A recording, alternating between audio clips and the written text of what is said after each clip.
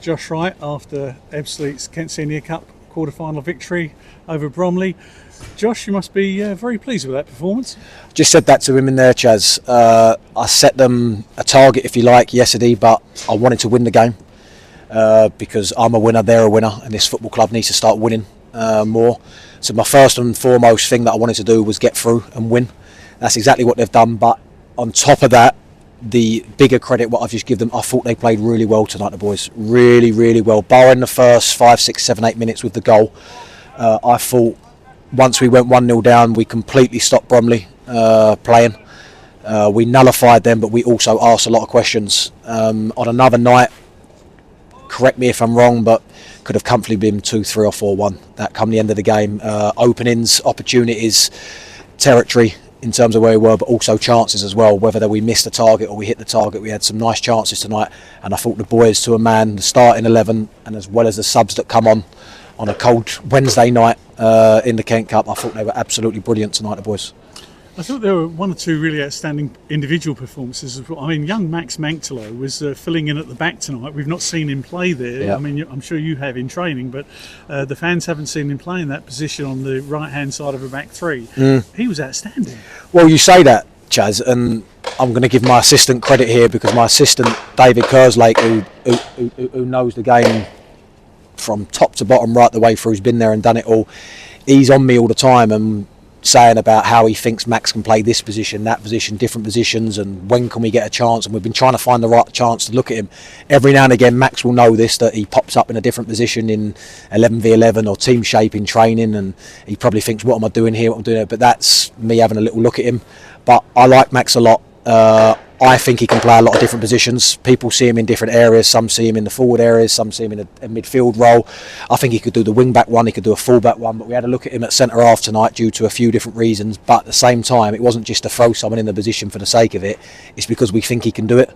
And I think he was absolutely superb tonight again. I think not just on the ball with some of his diags and the way he was composed and he was stepping in, he was punching passes, he meant his passing, he passes with conviction, and he passes as if he's a 28-year-old rather than a kid, if that makes sense. I say a kid, but a young player, a young pro. But I really like a lot about Max, and I thought he took that role like duck to water tonight. I thought he played really well, but as did a lot of them. I want to highlight the two boys in midfield. I thought Alex and Ryan, especially Ryan, it's the first we've seen of Ryan at the club. He's been very unlucky so far due to a few different reasons, and I thought tonight he was really front-footed and played really well. But a lot of them did. The whole team did as a group, and we deserved that tonight. And what I've been trying to say and what I've been trying to drive into the boys is that mindset, changing the mindset and the culture, which I think we are really getting there now with the place. I think everyone can see that. But I think now, albeit obviously quite a few draws and a couple of cup games, that's only 2 defeats now in 8 games. 2 defeats in 8 games. And that shows that we're not the team that we were before, that other opposition rock up and think, oh, this is an easy 3 points or this is an easy win. We've stopped that now. We're not that anymore. We're much harder to play against, we're much tougher to play against, and we're much better than what we were before. And that's not on me, that's not on us, that's on the group that are carrying it out there, the boys, because I've only can do what I can do along with my staff. They've had to make their mindsets and they've had to change themselves and their outlook and their feelings, and that's exactly what they've done. And I think you're seeing that. And I think Saturday up at Rochdale, backed up by this tonight, is 2 very, very good performances, and we're certainly on the right track. Something else about tonight's win, I thought in the second half especially, the 2 wide men, Jeff Titanga and Kimani Thomas on the left-hand side, gave you such good width that's something else that if you need it, you can call on that in the league games, can't you? Yeah, well, I went with a formation to start, and I had it in my mind before the game whether I would change it during the game, half time or second half at some point, as I say, during the game. But we changed it at half time, so we went from a bit of a 4-3-3, if you like, however you want to call it, 4-2-3-1 first half, and then we went to the 3 at the back second half, and that gave us the wing backs. I felt we could hurt them in those areas. But JT and Kimani, I want to say about Kimani as well as JT. He's always brilliant, JT, when he puts the shirt on, coming on or starts. He always gives 110%, and that's all you can ask for a player. But I thought Kimani, and the fans haven't seen much of Kimani, I thought he was really good tonight as well. He was, especially start the second half, he drove us up the pitch, and we've lacked that. We've lacked that as a group and as a club this year.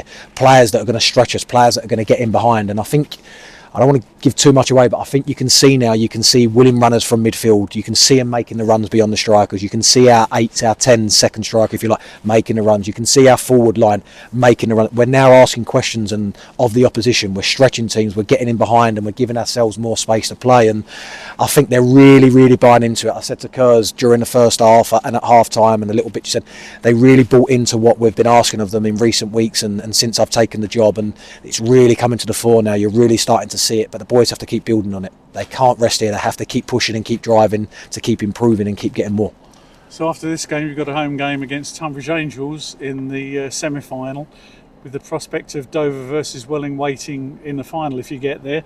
So it's a trophy that you can put on the shelf, as it were, at the end of the season, and I'm sure it's one that you want to win. Look, I've said that already. When it comes to pre-season, you'll see me wanting to win the games. Is it the be and end all if you don't win a friendly? No, but winning breeds confidence. It's like anything in life, and that's what this club hasn't done enough for quite a long time now. I'm not going to put a time frame on it, but quite a long time. And we need to start being more competitive, which we are. We need to start picking up more points, which we are, and we need to start winning more games, which we will slowly do.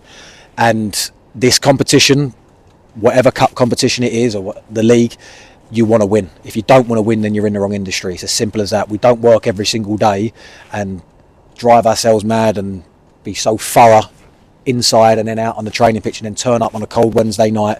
The fans turn up and everyone pays their money to come and watch us just to go out there and go out with a whimper. We go out in every game to win the football game, and that's what we've done. And there's 2 more games to win a competition, and if we can win the competition, fantastic.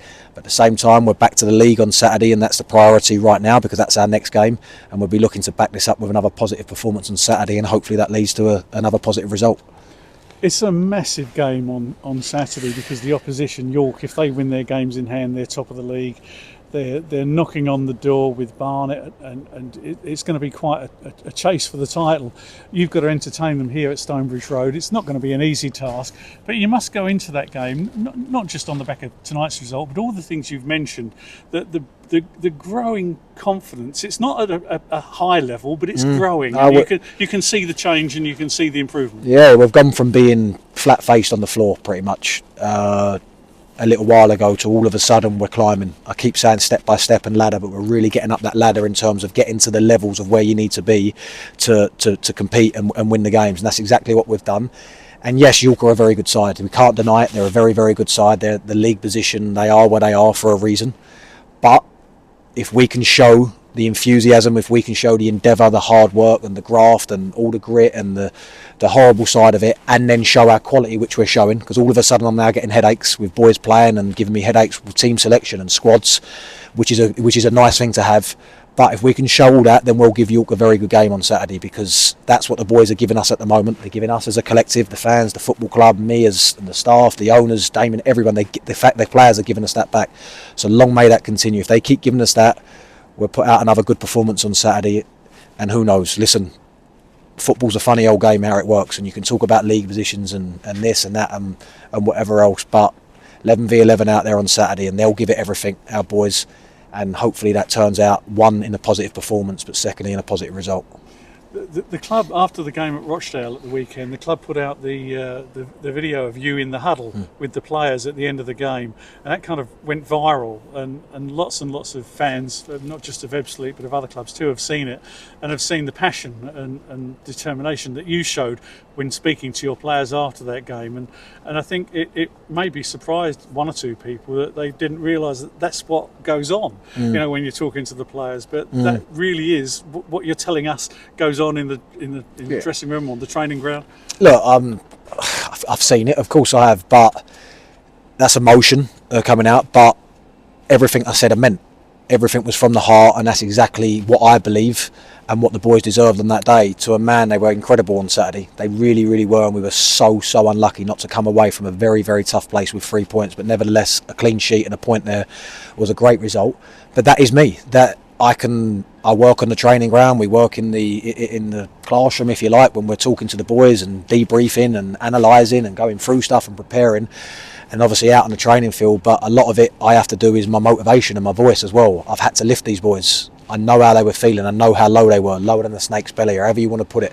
They were very, very low, and they were very, very fragile. But all of a sudden, we're gelling it back together and we're making ourselves more solid. And I said something in that huddle, which I remember now what I said, in terms of clinging on. Yes, we're clinging on, we can't shy away from it, but we're not just clinging on by fingernails, we're clinging on with our hands now, and we're gripping hold of it, we're gripping hold of smelling a small chance. Let's not shy away from it, it's a small chance, but we're now fighting and scrapping like lions and tigers. So the rest of the beasts out there in the wild, if you like, I'm going a little bit off track here, who wrote us off a little while ago and said that they're dead and buried, go and finish them off and eat them, all of a sudden now they're all turning around to each other and going, hang on, they're standing up and fighting, we need to put up a fight here again. So that's a credit to the boys again.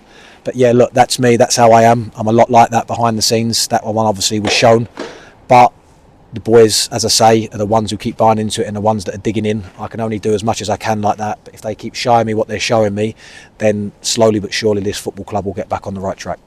And whatever happens at the end of the season, whatever division you end up being for next season, that fight is what you're going to need next season wherever you are. Absolutely, I'm massive on this, as an individual or as a team. You can have a storming first 3-4 months as an individual, and you've got every different club in the country after you and new contracts on the table, and all of a sudden you have a bad 3-4 months at the end and they're all gone. Just like you can have a storming first half of the season as a team, drop off the second half of the season, and it's all gone, and then all of a sudden you don't get promoted or you get rid of whatever it might be. And that's the same as us right now. What we do from here on in till the end of the season is what we're going to carry on into the summer, what we're going to carry on into pre-season, and what we're going to carry on into next season. Because life goes like that, it flies by, and before we know it, this season will be done, pre-season will be here, and we'll be kicking off on the first day of the season next season. So everything we do now and everything that I instill into this team and this club and this group is exactly what I want to carry into next season. So that's why, as big as it is this season, as mountain, as huge as it is big this season, this is also what we're instilling and putting into them for next season as well. Well, I feel motivated. Cheers, Josh. Man, Chas, thank you.